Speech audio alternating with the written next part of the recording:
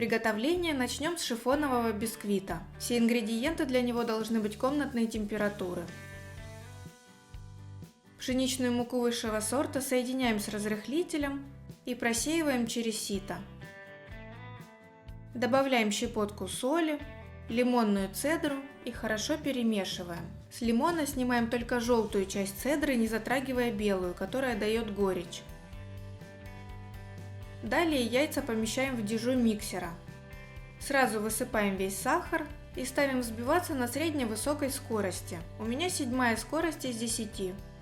Взбиваем до густой пышной массы. Правильно взбитая яично-сахарная масса должна стекать с венчика ленивой лентой, оставляя на поверхности след, который не растекается в течение нескольких секунд. Теперь откладываем часть взбитой яично-сахарной массы в отдельную емкость и тщательно смешиваем с растительным маслом. Важно, чтобы растительное масло было без вкуса и запаха. Перемешивать нужно до вот такой гладкой и однородной массы. Переливаем эту смесь к остальной яично-сахарной массе и аккуратно перемешиваем. Добавляем в 2 захода сухие ингредиенты и аккуратно замешиваем лопаткой бисквитное тесто. Это бисквитное тесто не должно стоять и ждать. Нужно сразу распределять его по заранее подготовленным формам и без промедления отправлять на выпечку в заранее разогретую духовку. Я заранее обернула фольгой 2 кольца диаметром 20 см, чтобы тесто не вытекло. Смазывать кольца ничем не нужно. Я делю тесто на глаз визуально, но для более точного результата можно воспользоваться весами. Отправляем бисквит в заранее разогретую до 170 градусов духовку и выпекаем 25-30 минут на среднем уровне, режим вверх-вниз без конвекции.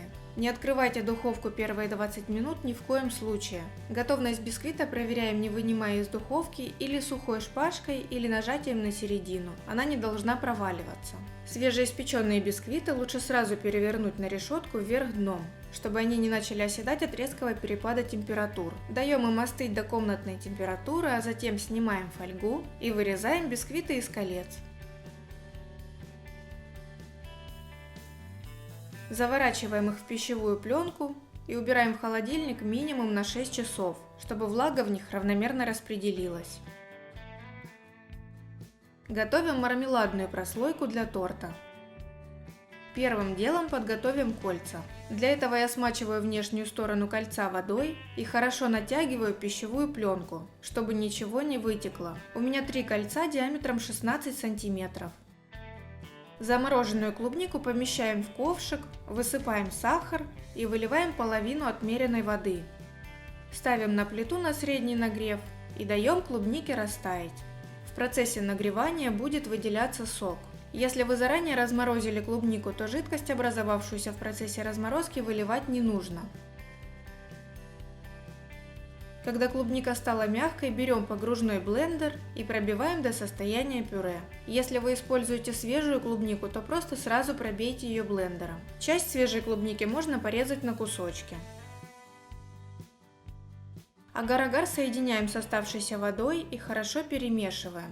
Сила геля у моего агар-агара 900 блюм. Внимательно читайте состав на упаковке, агар-агар должен быть в чистом виде, без добавления мальтодекстрина. Когда клубничное пюре закипело, добавляем агар-агар и, продолжая непрерывно помешивать, доводим до кипения. Чтобы активировать желирующие свойства агара, после закипания варим 1 минуту. Агар-агар не растворяется в холодной жидкости, он начинает растворяться только при температуре 90-100 градусов. Снимаем с плиты, горячую массу сразу же разливаем по заранее подготовленным кольцам. Я делю на глаз, но для точности это можно сделать через весы. Действовать нужно оперативно, так как прослойки тоненькие и масса очень быстро застывает, даже не успев окончательно остыть. Оставляем прослойки застывать при комнатной температуре на 10-15 минут. А когда прослойки полностью застыли, снимаем кольца. Отдельное, более подробное видео с технологией приготовления прослойки на агар-агаре смотрите по ссылке в описании. Также рекомендую вам посмотреть видео, как проверить качество агар-агара. Переходим к приготовлению крема для прослойки торта. Все ингредиенты должны быть хорошо охлаждены, и сливки, и маскарпоне должны провести минимум ночь в холодильнике. Если ингредиенты будут недостаточно охлаждены, то крем очень легко может отсечься. Сразу отмеряем все ингредиенты в чашу миксера. Я буду взбивать этот крем лопаткой, но можно и венчиком. Сначала включаем миксер на минимальную скорость, чтобы сливки не разбрызгались. Когда ингредиенты объединились, включаем скорость побольше и взбиваем до получения плотного и густого крема. Имейте в виду, что крем с маскарпоне можно очень легко перебить, и он просто отсечется. Поэтому долго взбивать его не нужно. И самую высокую скорость лучше не включайте, чтобы лучше контролировать процесс. Как только крем достиг густого состояния, нужно остановиться. Вот такой крем получается в результате. Не взбивайте его дольше, чем нужно, чтобы ни в коем случае не перебить. Переходим к сборке торта. У нас для этого уже все готово. С отлежавшихся бисквитов снимаем верхнюю корочку. И любым удобным способом разрезаем каждый бисквит на 2 одинаковых коржа. Бисквиты получаются очень нежные, воздушные и влажные. Так как у нас 4 коржа, то должно быть 3 прослойки крема. Но поскольку у нас еще между ними есть клубничная прослойка, то половина крема идет под прослойкой и половина крема сверху прослойки. Следовательно, крем нужно разделить на 6 равных частей. Это можно сделать визуально на глаз или для точности воспользоваться весами, чтобы все прослойки крема были одинаковыми. На подложку для торта укладываем первый корж и обнимаем его разъемным кольцом с ацетатной пленкой. Затягиваем и фиксируем кольцо по диаметру коржа. Далее выкладываем 1/6 часть крема и распределяем по бисквиту. Укладываем клубничную прослойку. Затем выкладываем очередную 1/6 часть крема и разравниваем, покрывая прослойку и заполняя все зазоры по краям. Кладем следующий бисквитный корж и, повторяя предыдущие действия, собираем весь торт.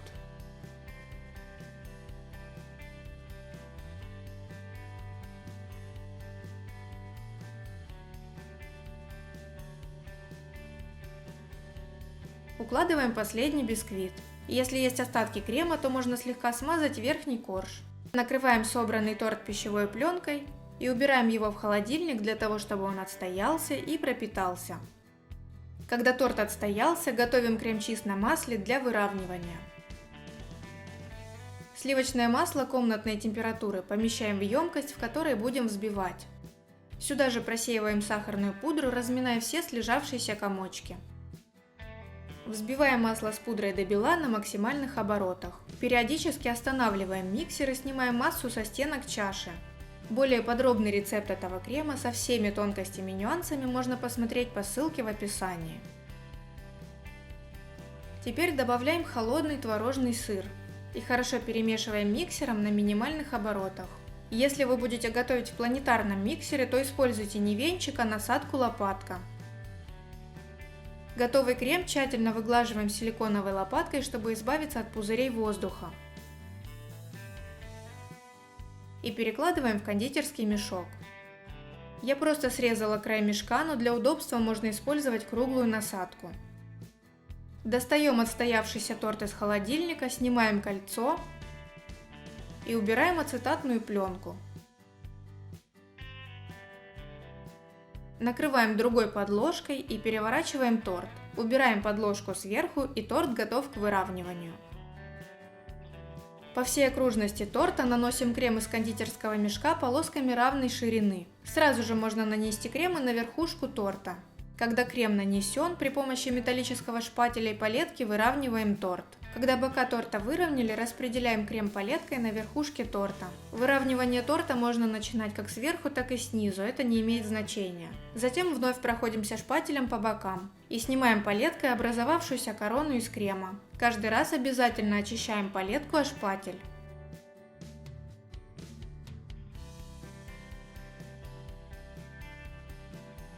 И наш торт готов к дальнейшему украшению. Я сделала шоколадные подтеки на желатине, украсила свежей клубникой и плитками из белого темперированного шоколада.